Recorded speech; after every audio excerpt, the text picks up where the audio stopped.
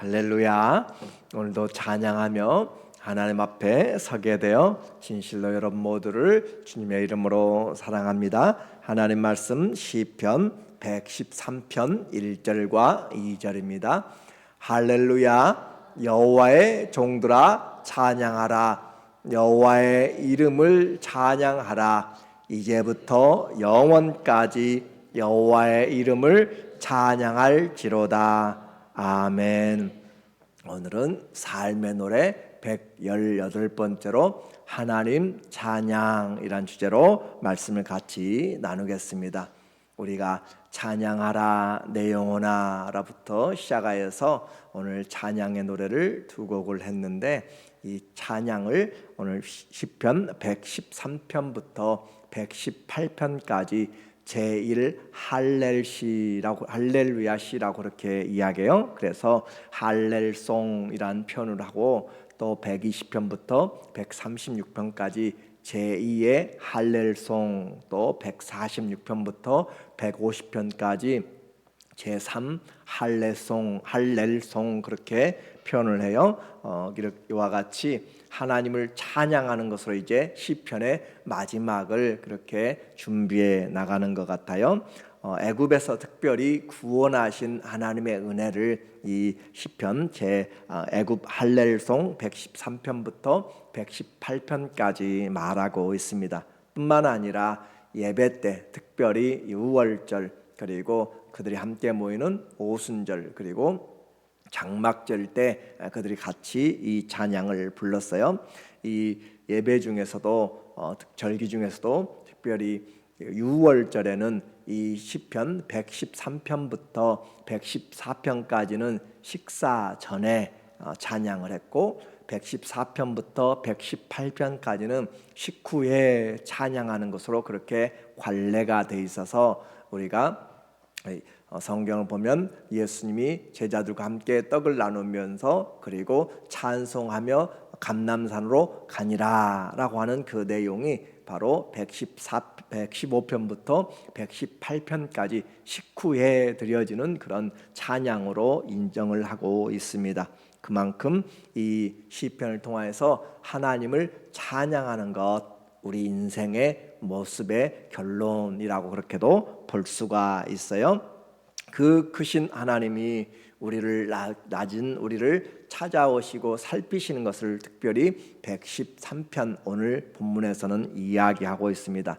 이제 하나님을 어떻게 찬양할 것인가, 1절에 보니까 오늘 말하기를 할렐루야 여호와의 종들아 찬양하라, 여호와의 이름을 찬양하라 라고 그렇게 표현하고 있어요. 할렐루야는 말 그대로 하나님을 찬양하라 그런 뜻이죠. 그리고 또 뿐만 아니라 여호와의 종들아 찬양하라, 할렐루 그 말이에요. 그러니까 1절에 지금 3번씩이나 여호와의 이름을 할렐루 그렇게 표현하고 있어요.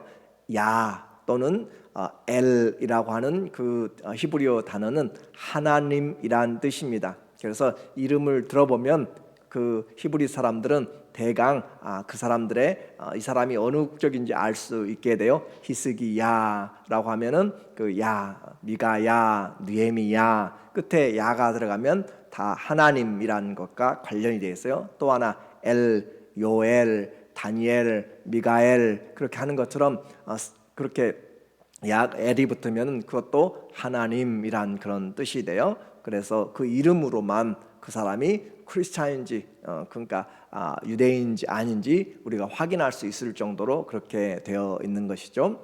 자, 할렐루야 하나님을 찬양하라 하고, 여호와의 종들이 누가 찬양할 것인가, 여호와의 종들이 찬양하라 라고 이야기해요. 여호와의 종들, 특별히 제사장뿐만 아니라 하나님을 섬기는 모든 사람이 하나님의 종인데, 하나님을 찬양하라 할렐루 그렇게 여호와의 종들아, 또 무엇을 찬양할 것인가, 여호와의 이름을 찬양하라 라고 그렇게 표현하고 있어요. 그래서 우리의 이름, 하나님이 주시는 그 히브리인들의 이름은 바로 그의 운명, 인생을 나타내죠. 아브람을 하나님이 아브라함으로 바꿔주셨죠. 아브람은 고귀한 아버지라는 뜻인데 아브라함 함으로써 열국의 아버지, 많은 민족의 아버지로 그렇게 바꾸어주고 예수, 자기 백성을 저희 죄에서 구원할 자라는 것이죠. 그렇게 해서 그 이름에 담긴 뜻대로 그들이 하나님을 찬양하는 섬기도록, 그래서 하나님의 이름을 선포하라, 이것이 찬양이다라고 하는 거예요. 그러면 이제 하나님의 종들이 찬양하는데 언제 찬양할 것인가? 2절에 보니까 이제부터 영원까지 여호와 이름을 찬송할지로다. 이제부터 영원까지 하나님을 찬양하라 라고 그렇게 이야기해요. 하나님의 이름, 그것은 변하지 않고 영원합니다. 우리에게 그 이름 자체가 지금 하나님을 찬양하게 되고 우리가 주님을 섬기게 되는 것이고 그 이름 안에 모든 영광이 다 있기 때문에 그래요. 조금 전에 그 이름이라고 하는 것을 이야기했어요. 하나님이 주신 이름, 그 이름에는 그 사람의 인생 운명이 담겨져 있다고 한 것처럼 하나님 그 여호와 이름에는 바로 하나님의 그 모든 것이 다 담겨져 있어요. 그래서 예수님이 우리에게 주신 것이 하나님의 자기의 이름이죠. 너희는 내 이름으로 구하라 라고 했잖아요. 그리고 그 이름을 가지고 베드로와 요한도 은과 금은 내게 없으나 내게 있는 것으로 네게 주노니 곧 나사렛 예수의 이름으로 일어나라 라고 하는 거예요. 그 이름이 곧 하나님이시기 때문에 그래요. 이와 같이 하나님의 이름을 믿으면, 예수님의 이름을 믿으면 구원을 얻고 그 이름을 믿으면 그 이름이 우리에게 기업이 됩니다. 하나님이 그들에게 기업이 되어 이름이 기업입니다. 찬양은 지금부터 영원까지요. 내가 좀 편해지면, 내가 좀 형편이 나아지면 찬양하리라. 아니요, 하나님 앞에 찬양은 우리의 영혼과 마음과 모든 것을 통하여서 지금부터 영원까지 찬양을 해야 될 그 이름이에요. 그래서 그 이름을 우리에게 주셨고, 그러면 이제 여호와의 종들이, 성도들이 찬양하고 지금부터 영원까지 찬양할 것인데 어디서 찬양하는가? 3절에 보니까 해 돋는 데에서부터 해 지는 데까지 여호와 이름이 찬양을 받으시리로다. 아무리 알라스카든지 또 남극이든지 간에 해가 뜨는 곳이 있고 해가 지는 곳이 있어요. 곧 동과 서란 말이에요. 모든 것을 이야기합니다.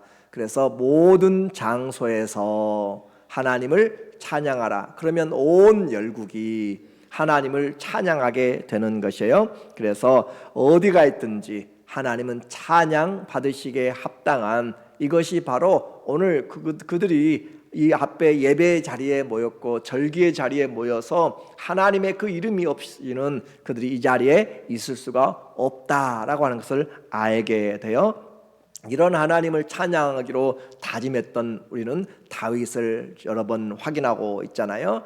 내가 확정하고 내 마음을 확정하고 확정하였사오니 내가 주님을 온 마음으로 찬양하고 노래하리이다 라고 마음을 확정하였던 것을 보게 됩니다.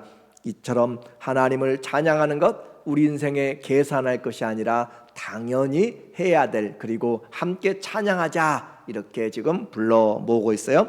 무엇을 구체적으로 찬양할 것인가? 그의 이름이라고 했는데 그의 이름을 우리에게 주셔서 하나님의 사랑을 찬양하는 것이에요. 하나님의 광대하심입니다. 4절에 보니까 여호와는 모든 나라보다 높으시며 그의 영광은 하늘보다 높으시도다. 이것은 하나님을 아는 사람들이 할 수가 있는 거예요. 시인이 쳐다보는 그 하늘, 저도 한 번씩 이렇게 밖을 보면서 하늘 저 멀리를 좀 보고 싶어요. 이런 데서는 잘 안 보여요. 그렇죠? 잘 안 보여. 그래서 저 산에 올라가면은 멀리도 보이고, 또 오늘 새벽에 보니까 달이 보여요. 그 달을 보면서 우리에게 시인이 볼 수 있는 가장 높은 것이 바로 하늘인데, 하나님의 영광은 그 하늘보다 높다라고 하는 것을 지금 말하고 있어요. 그래서 그 영광은 모든 나라와 하늘들보다 높은데, 중요한 것은 그 창조주, 그 하나님께서 우리를 찾아오셨다는 거예요. 우리가 그 하나님을 우리의 아버지로 우리가 부를 수 있다는 것이 얼마나 찬양할 이유가 되는지, 그 크신 광대하신 하나님을 우리가 아버지로 믿고 부를 수 있다. 이것이 바로 초월적인 하나님이 우리에게 찾아오신 하나님의 사랑입니다. 4절에 그와 같이 높고 큰 위대하신 하나님이 5절에 어떻게 하셨어요? 5절에 보니까 여호와 우리 하나님과 같은 이가 누구리요? 세상 천지를 다 보아도 이 하나님 같은 분이 없다. 창조하시고 그 광대하신 하나님, 말씀 한마디로 온 우주를 창조하신 그 주님께서 높은 곳에 앉으셨으나 어떻게 해요?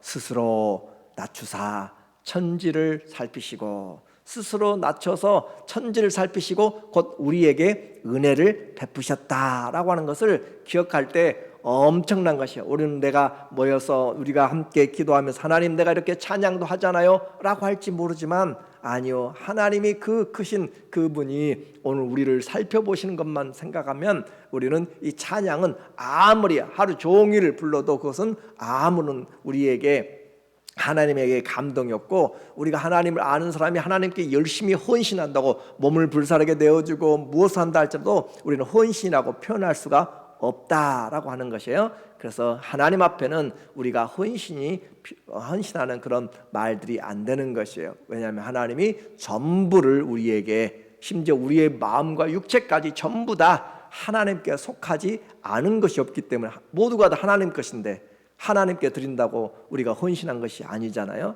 그렇죠? 하나님의 우리의 모든 것 되신다. 내가 살아도 죽어도, 내가 과거에도 지금도 여전히 내 몸에서 그리스도가 존귀하게 되기를 원하는 것, 그것만 우리가 바라는 기쁨이고 오히려 우리의 소망이지, 우리가 하나님께 이렇게 드립니다 라고 하는 것은 어리석은 신앙인 것이죠. 하나님이 그럼에도 불구하고 우리를 그렇게 하나님 앞에 나오는 심령을 기쁘게 받으시기 때문에 감사가 있는 것이에요. 오늘 이 하나님이 높고 높으신 하나님이 우리를 찾으셔서 스스로 낮아지시고, 그는 하나님과 본질적으로 동등하시나 그러나 자기를 그 동등되게 여기지 아니하고 오히려 자기를 비어 케노시스죠. 비어 우리와 같이 낮아지시고 종의 형체를 입으시고 그리고 죽기까지 복종하셨으니 곧 십자가의 죽으심이라. 그 하나님이 우리에게 빌립보서 2장 6절부터 그 낮아지시고 결국은 사람이 되셨고, 그리고 결국은 죽음에까지 이르게 되는 사랑을 우리에게 보여주신 그런 은혜예요. 자, 우리에게 이와 같은 하나님은 완전한 하나님, 완전한 인간으로 우리에게 찾아오셨습니다. 이슬람은 주로 초월적인 하나님을 알라로 표현하면서 주장하고, 그래서 그 초월적인 하나님을 경배합니다. 불교는 그 주로 내재적인 그 신, 그래서 모든 삼나 만상의 모든 것들이 다 신적인 요소가 있다라고 하면서 잘못되면 바로 범신론이 되게 되는 거예요. 나무도 개미도 또 모든 것들이 다 이와 같이 우상 숭배의 길로 가게 되는 거죠. 내가 신이 될 수 있다고 하면서 해탈하고 부처가 된다고 하는 것이죠. 기독교는 바로 이 창조의 하나님은 초월적이지만 그러나 그 사랑의 하나님은 우리에게 내재적이, 우리를 찾아오시고 우리 안에 오셔서 우리와 함께 완전한 하나님으로 우리에게 다가오신 것이죠. 그래서 그 주님이 스스로 낮추시고 천지를 살피셔서 무엇을 하는가 그 말이에요. 낮추셔서 8절에 7절에 보니까 가난한 자를 먼지더미에서 일으키시며 궁핍한 자를 거름더미에서 들어 세워. 이 가난한 자 먼지더미에서 정말 아무도 거들떠보지 않고 관심도 두지 않는 성 밖에 사는 사람들, 주로 그렇게 이야기해요. 과거에 예루살렘에 그 쓰레기장이 있었던 것처럼, 마을에도 그 공동 쓰레기장이 있는 것처럼, 그와 같이 그곳에 바로 사람들, 병든 사람들이 따로 떨어져 있는 것처럼 거름더미에서 들어 모두가 다 던져버리고 모두가 다 관심 두지 않는 그런 사람들을 하나님이 들어 세웠다라고 하는 것이에요. 그래서 지도자들, 곧 그의 백성의 지도자들과 함께 세우시며 인생을 세우시는 분, 나라를 경영하시는 분, 그 하나님인 것을 오늘 분명하게 이야기하잖아요. 가장 높고 높으신 그분이 우리를 살피시는데, 우리 인생에서 교만한 자 하나님이 낮추시고 겸손한 자 하나님이 올리시고, 하나님 앞에서 어느 누구도 제대로 설 수가 없습니다. 그 느부갓네살 왕, 바벨론의 왕, 그 세계를 다스렸던 바벨론 제국의 느부갓네살 왕이 어느 날 자기의 그 만들어 놓은 모든 영광을 보면서 이 모든 것을 내가 이루었다라고 그렇게 교만하게 생각할 때 그가 쫓겨나가게 되고 또 그가 하나님의 그 징벌을 받게 되는 것을 보게 돼요. 하나님이 우리를 세우시면 우리는 어떤 환경에서도 다시 일어날 수 있습니다. 우리도 다 이와 같이 낮아진, 이것은 바로 한나의 그런 기도에도 우리에게 나타나고 있어요. 또 마리아의 기도에서도 나타나고 있습니다. 지도자와 또 가난한 자뿐만 아니라 모두가 다, 심지어 여자들도 또 결혼하여 아이를 낳지 못하는 당대의 가장 비참한 사람들, 8절에 보니까 한나의 기도 중에서 사무엘상 2장 8절에 가난한 자를 진토에서 일으키시고 흙과 같이 살아가고 있는, 쓰레기와 같이 살아가고 있는 그런 자를 일으키시고 빈궁한 자를 거름뜸에서 올리사 귀족들과 함께 앉게 하시며 영광의 자리를 차지하게 하신도다. 땅의 기둥들은 여호와의 것이라 여호와께서 세계를 그것들 위에 세우셨도다. 하나님 앞에 이와 같이 우리는 겸손해야 돼요. 그러면 때가 되면 하나님이 높여주십니다. 주님께 나오는 자에게 하나님은 긍휼을 베푸시기 때문에 그래요. 9절에 또 임신하지 못하던 여자를 집에 살게 하사 자녀들을 즐겁게 하는 어미가 되게 하신도다. 할렐루야. 우리가 고대 사회에서 불임은 여자에게 가장 큰 불명예이고 비극이었습니다. 그러나 하나님의 사랑은 그 사랑을 사랑받는 어머니가 되도록 그렇게 하시는 거죠. 아무것도 내 것은 없어요. 자녀를 내가 그냥 순탄하게 낳았다고요? 아니요. 하나님이 태문을 열어주셨기 때문에 낳는 거예요. 그래서 모든 것은 다 하나님이 주신 선물이고 은혜라라고 하는 것이죠. 그래서 오늘 이 하나님 앞에 예배 자리에 모였던 사람들, 그들은 자기의 잘남이 아니에요. 하나님이여, 너희가 오늘 가나안 땅에 살고 있는 것, 오늘 우리가 이 땅에 살고 있는 것, 하나님이 우리를 불러서 이 자리에 심어 놓았기 때문에 살아갈 수 있다라고 하는 것을 하면서 그 하나님의 이름을 찬양하자라고 시작하고 마지막에도 할렐루야로 마치고 있습니다. 결국 1절에 할렐루야로 시작해서 9절의 마지막 할렐루야로 마치고 있는 것이 뭐예요? 우리 인생이란 거죠. 하나님 앞에 하나님을 찬양함으로 시작하고 하나님을 찬양함으로 마치는 것, 호흡이 닿을 때까지 하나님을 찬양하는 것, 이것이 인생이고 우리의 신앙, 하나님의 종들은 지금부터 영원까지, 그리고 또 우리의 있는 모든 해 뜨는 곳에서부터 해지는 동서의 끝으로 하나님 앞에 찬양하는 것, 이제 우리에게 묻는 말입니다.